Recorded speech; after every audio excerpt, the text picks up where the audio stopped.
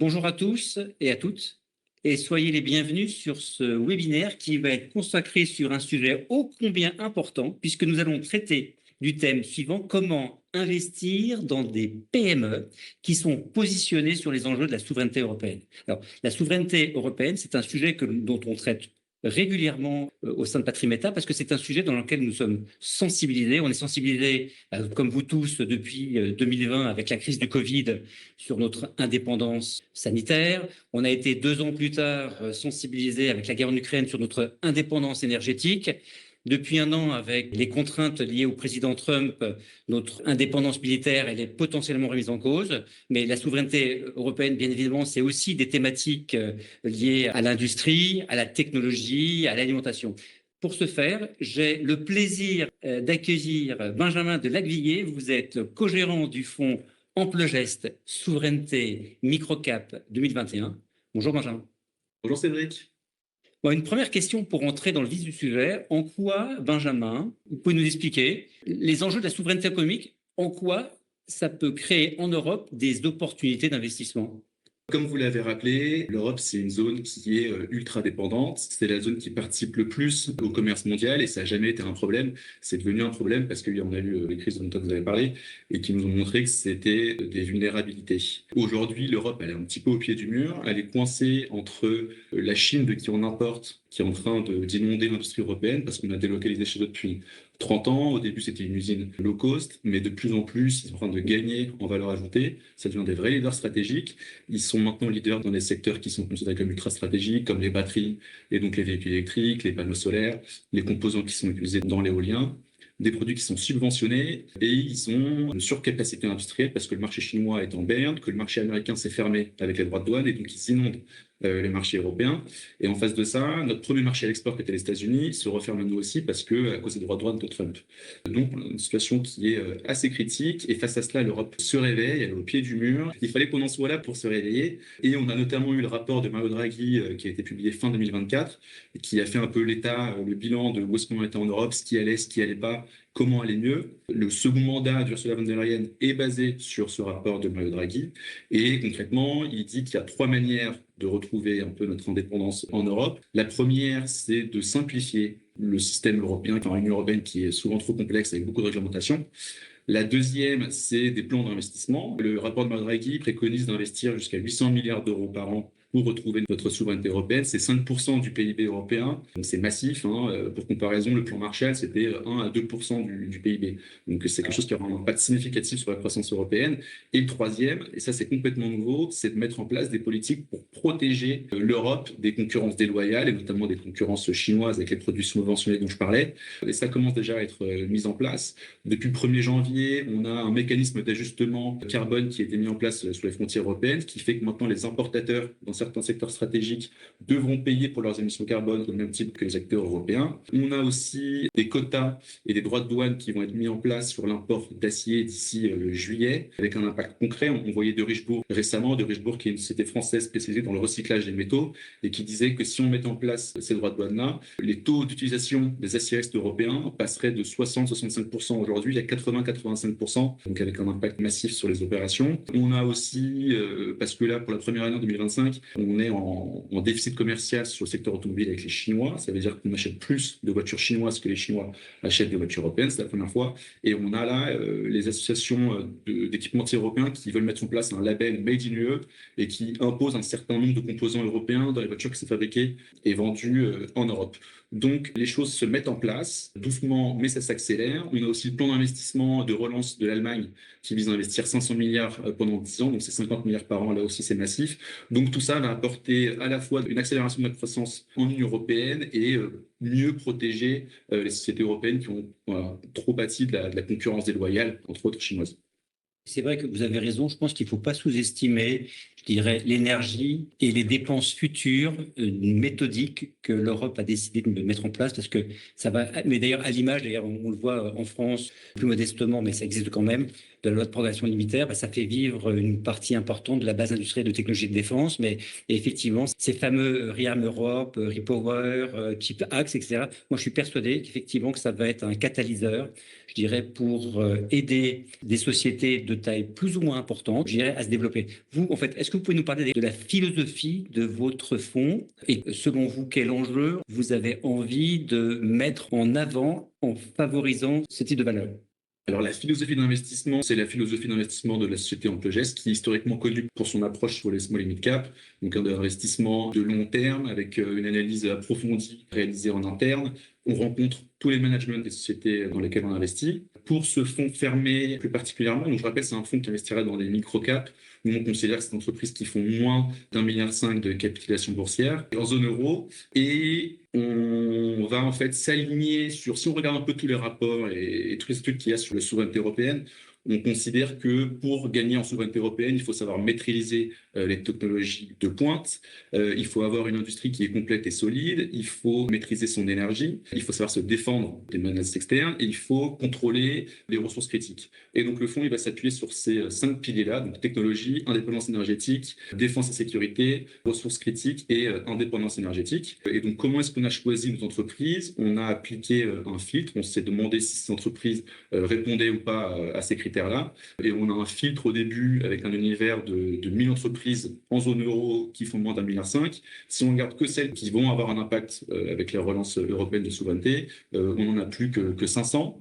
Et ensuite, on applique un filtre de qualité où on va garder que les sociétés qu'on considère comme des sociétés de qualité, c'est-à-dire les sociétés qui sont en croissance, qui ont des marges positives et qui ont des bilans sains. Est-ce que vous pouvez d'ailleurs, Benjamin, nous donner peut-être un ou deux exemples de sociétés qui seront potentiellement dans votre portefeuille? Oui, bien sûr. En fait, sur les grosses thématiques de souveraineté européenne, on est notamment à l'aube d'un super cycle d'investissement dans le secteur des semi-conducteurs avec tout ce qui se passe sur l'IA. En Europe, on n'est pas bon pour faire les semi-conducteurs, mais on est très bon pour faire les machines qui fabriquent les semi-conducteurs. Je pense que les gens connaissent assez bien ASML parce que c'est une des plus grosses capitalisations européennes, donc qui fabrique des machines qui fabriquent les semi-conducteurs. Et en fait, il y a toute une panoplie de petites entreprises européennes qui sont beaucoup moins connues, qui sont souvent en situation d'oligopole ou de monopole, avec des parts qui sont assez fortes. Et on peut citer des entreprises comme Semco Technologies, qui est une entreprise montpelliéraine qui s'est cotée en bourse en 2025, assez récemment, qui a très bien fonctionné. Une entreprise allemande s'appelle PVA Tepla ou SUS Microtech. Voilà pour la partie semi-conducteur.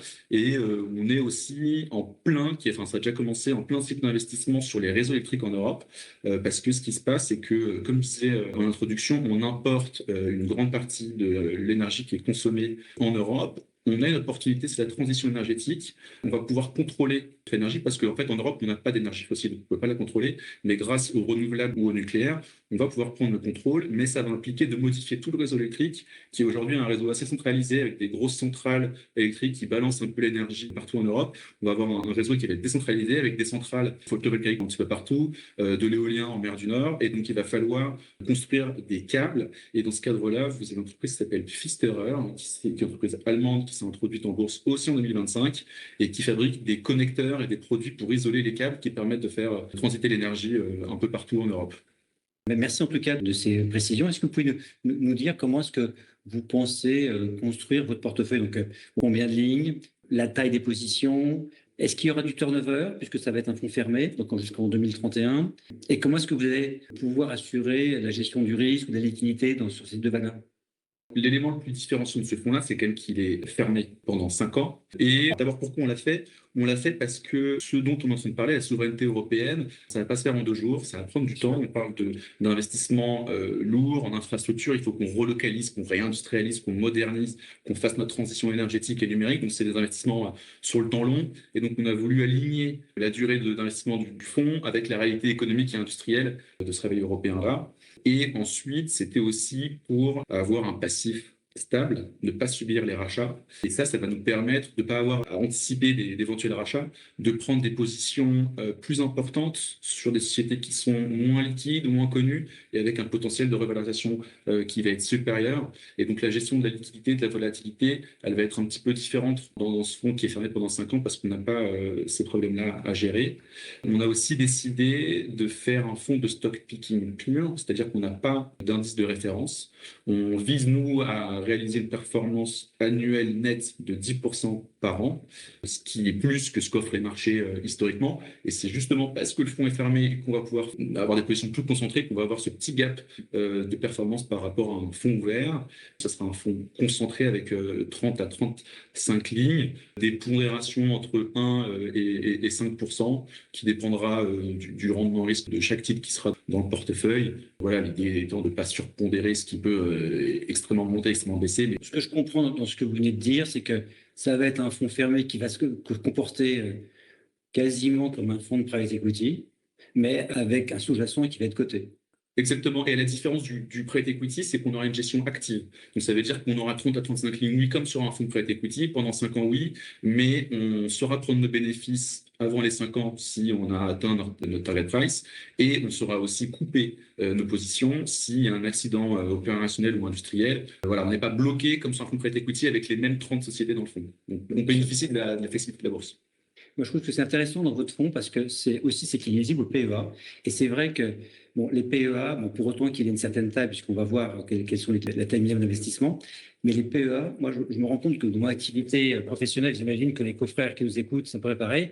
On n'a pas un choix très important de fonds comment dire, éligibles au PEA. Et le fait d'avoir un fonds de ce type, que j'imagine moi en fonds de portefeuille, parce que de toute manière, on est bloqué pendant 5 ans, je pense que ça peut, comme vous le disiez, être grâce au temps, une réserve de capitalisation. On laisse le temps au temps pour que l'entreprise, elle se développe. Ouais, c'est bien, je trouve que c'est une bonne idée. C'est une bonne idée. Ouais. Benjamin, une question sur les montants. Comment ça va fonctionner? Et puis, alors vous avez dit que c'était un fonds qui était fermé. Et après, on posera la question sur à qui ça s'adresse. Pour faire un fonds fermé, on a dû faire un fonds professionnel spécialisé, un FPS. C'est ça qui nous permettait de faire un fonds fermé 5 ans. Et ça implique un minimum de souscription de 100 000 euros pour des clients avertis. Ou professionnels. Ou professionnels, exactement. Et donc éligible au PEA, comme vous l'avez dit, éligible aussi à l'assurance vie luxembourgeoise via un FAS. Bon, on a dit à qui il pouvait s'adresser. On a parlé des montants. La taille dans une allocation d'actifs, selon vous, qu'est-ce que ça doit représenter? Vous avez comparé ça au private equity, je pense qu'on est sur un profil un petit peu similaire parce qu'on va être bloqué pendant 5 ans. C'est une poche pour rechercher de la performance sur le temps long. Et dans une allocation d'un client, ce qu'on aime bien rappeler auprès des investisseurs particuliers, c'est de redonner du sens à l'investissement et de leur dire, voilà, vous allez participer au réveil européen, vous allez investir dans des entreprises qui sont des PME européennes. Et ça, on a l'impression que ça plaît bien aux investisseurs particuliers. Et c'est vrai, je rebondis par rapport à ceci, c'est qu'effectivement, pour les chefs d'entreprise qui ont cédé, ils sont très sensibilisés à, comment dire, à donner un sens, après avoir travaillé toute leur vie et avoir cédé l'entreprise, à donner un sens à réinvestissement. Ouais, vous avez raison. Et puis, cette typologie de clients qui, le plus souvent, a cédé, je dirais, elle est sensible à ces cycles économiques et pour elle, une durée d'investissement de 5 ans, elle est tout à fait envisageable. En tout cas, Benjamin, merci beaucoup de cet échange. Moi, ce que je retiens de notre conversation, c'est que c'est un fonds qui est fermé. Donc, l'avantage d'un fonds fermé, c'est qu'il va laisser du temps au temps, laisser du temps aux gérants, c'est-à-dire à vous, de pouvoir construire des lignes sans avoir la contrainte je dirais, de la gestion de la liquidité sur des marchés qui peuvent être parfois être étroits. Ça, je trouve que c'est une bonne chose. Le deuxième point, c'était aussi un élément important, c'est qu'il est éligible au PEA. Voilà. Il est, comme vous l'avez rappelé, éligible aussi dans les différents contrats d'assurance luxembourgeois. Troisième point, c'est que à travers cette multithématique industrielle, technologique, sanitaire, liée à la défense, entre autres, eh bien, dans la dynamique du plan Draghi que l'Europe veut mettre en place, c'est un bon moyen, je dirais, de financer les pépites de demain. Et je pense que les entreprises européennes, on a besoin de financement et elles manquent, à la différence d'autres zones géographiques, y compris les États-Unis, on a besoin d'apporter des fonds propres à ces entreprises. Ça, c'est super important, je rebondis là-dessus parce que c'est vrai qu'on a un problème en Europe, on a beaucoup d'épargne et qui est mal investie, qui reste dans des comptes courants et on n'a pas, comme aux États-Unis, une épargne de long terme qui permet de financer l'économie. Et la faible part de l'épargne européenne qui est investie en actions, malheureusement, elle est en grande partie investie aux États-Unis. Donc c'est hyper important comme point. Il faut que les Européens investissent dans l'économie européenne. Ouais. Benjamin, est-ce qu'il y aurait un dernier point que vous souhaiteriez partager avec les confrères CGP sur la pertinence d'investir dans votre fonds dont je rappelle le nom. Il s'appelle donc Amplegest Souveraineté Microcap 2031. D'ailleurs, pour information, vous retrouverez bien évidemment au sein du site Patrimeta l'intégralité de la documentation et toutes les informations liées à la gamme, bien sûr, Amplegest, mais aussi tout particulièrement à ce fonds. Donc, Benjamin, est-ce qu'il y a un point? Et pour bien rappeler qu'Amplegest, historiquement, on est connu pour notre approche sur les entreprises small cap et mid cap. Donc, c'est tout naturellement qu'on va vers les micro cap et sur cette thématique de la souveraineté européenne qui, pour nous, n'est pas une mode, mais est une tendance structurelle avec des opportunités intéressantes en bourse. Donc, vous êtes légitime sur la zone. On est légitime, oui. Donc avec Alexia, avec qui je vais co-gérer le fonds, on fait tous les deux ça depuis 10-15 ans. On rencontre toutes les sociétés dans lesquelles on investit. On rencontre 300 sociétés par an. On connaît très bien les dirigeants avec lesquels on travaille. D'ailleurs, si peut-être ça peut penser qu'on va organiser un club investisseur pour les clients du fonds, qui sera organisé 1 à 2 fois par an. Et en fait, on fera rencontrer les clients du fonds avec des dirigeants des sociétés qui sont investis dans le fonds. Et ça, on se rend compte qu'en fait, quand on parle de bourse, les investisseurs particuliers et institutionnels d'ailleurs ne savent pas qu'on rencontre les dirigeants. Ils pensent que c'est réservé au private equity et que nous, on reste derrière nos écrans sur Bloomberg. Pas du tout. Nous, on rencontre les dirigeants. On est sur des small caps qui communiquent très peu. On n'a pas des armées de brokers qui suivent les valeurs. Donc, on doit aller chercher l'information nous-mêmes. Et donc, on rencontre les dirigeants, on fait des visites de sites, on les fait venir chez nous, on les fait participer régulièrement à des événements avec nos clients. Et donc, ce club entrepreneur qui, je pense, est un élément assez différenciant et assez sympa pour les clients. C'est une super idée. Moi, je voulais, Benjamin, merci sincèrement. Et je voudrais en profiter aussi pour remercier sincèrement Patrimeta parce que, voyez-vous, moi, il y a encore quelques jours de ça, je ne connaissais pas votre fonds. Je ne connaissais pas votre fonds et le fait de vous interviewer et d'aller sur le site d'Amplegest m'a permis en fait de découvrir, de m'y intéresser sur une thématique. En fait, je dirais, pour ma part, c'est un sujet qui me concerne. Et puis je pense que bon nombre de CGP pareil. Donc, je tenais particulièrement aussi à remercier Patrimeta de ce mode de fonctionnement qui, grâce à ces stands, ça nous permet d'aller se promener et d'aller chercher l'information que l'on cherche. Un dernier point aussi, dans mon quotidien, je trouve ce qui est très intéressant dans ces fameuses connexions qu'on peut avoir avec le site Patrimeta, c'est que tous les samedis matins, lorsqu'on prend le café, on reçoit une newsletter dans laquelle l'intégralité des nouvelles des différents stands de la semaine. Et ça, je trouve que c'est en une demi-heure l'occasion de pouvoir lire la presse et dont des informations comme vous l'avez mis en avant aujourd'hui. Benjamin, merci beaucoup. Et puis, je vous souhaite une très bonne collecte sur ce produit qui, rappelons-nous, je crois, ferme le 31 mars 2026. C'est très bientôt. Oui, merci beaucoup Cédric et merci à Patrimeta. À très bientôt. Au revoir. Au revoir.